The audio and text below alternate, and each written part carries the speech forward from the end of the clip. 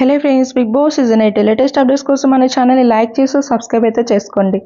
ఇక అలానే హౌస్లో అయితే లైవ్ అయితే కంటిన్యూ అవుతుందన్నమాట. ఈ కంటిన్యూస్లోనే చూస్తే మాత్రం ఈరోజు ఏం జరగబోతుంది అంటే ఇంటి నుంచి మెసేజ్లు అలానే చూస్తే ఫుడ్ ఇవన్నీ పంపించబోతున్నారనమాట.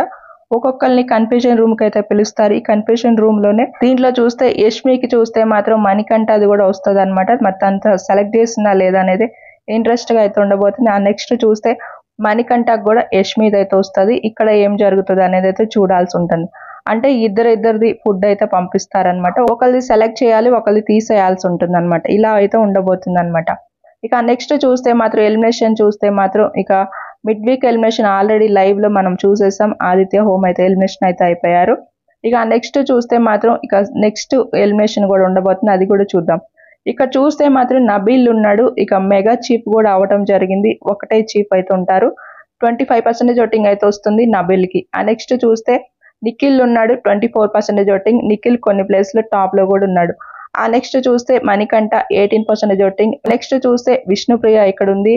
13% ఓటింగ్ అయితే వస్తుంది. నైట్ చూస్తే మాత్రం తను ఎలిమినేషన్ అవుతుందేమో అనే పొజిషన్ లో ఉన్నా సరే తను చాలా యాక్టివ్ గా అయితే ఉంది. ఆ నెక్స్ట్ చూస్తే ఆదిత్య హోమ్. ఇక ఇక్కడ చూస్తే ఆయనకు ఓటింగ్ లేదు, ఇంకా తను ఎలిమినేషన్ అయితే అయిపోయారు. ఇక నెక్స్ట్ చూస్తే నైనిక 7% ఓటింగ్ తో లీస్ట్ లో అయితే కనిపిస్తుంది అనమాట.